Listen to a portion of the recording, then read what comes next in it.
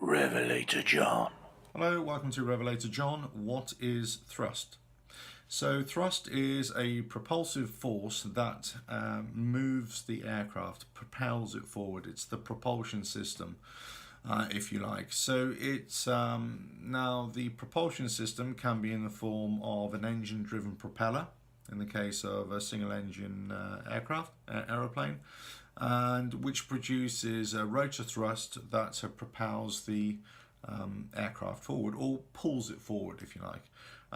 Big airliners have big jet engines that, with the exhaust gases coming out of the rear, that produces engine thrust propelling the aircraft forward. So the engines are attached to the fuselage or to the wing underneath the wings, and obviously because there's so much thrust propelling the engines forward, they're rigidly attached to the wings themselves, and that will propel the whole aircraft forward. So that is thrust in essence. It's a propulsive force.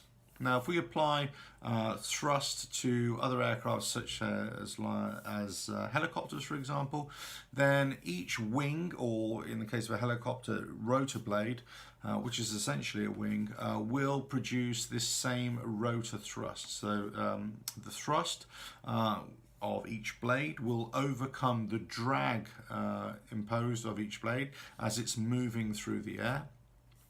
But the combined thrust of all the blades will produce what is known as a rotor thrust, or the total rotor thrust, which is a combination rotor thrust which can either have the aircraft moving upwards vertically or moving forwards, or in any direction.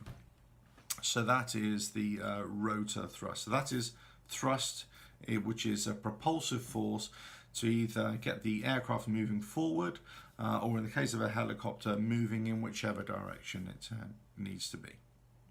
Thank you.